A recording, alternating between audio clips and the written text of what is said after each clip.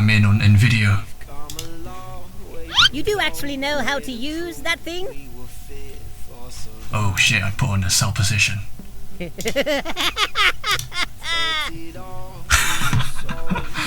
made a huge mistake there. Oh my days. I'm in on Tesla. Tesla is kinda going strong, but there is a flat top on 214. Tesla broke it. Nice. I'm gonna get out any second.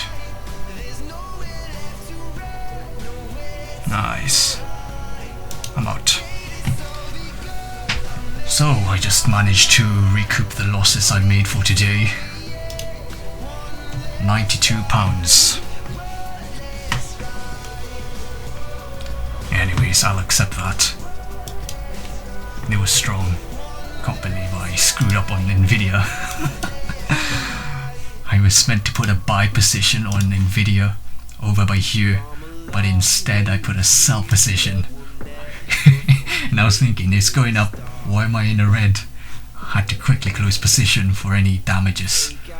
So I closed my position up here and then I lost around £50.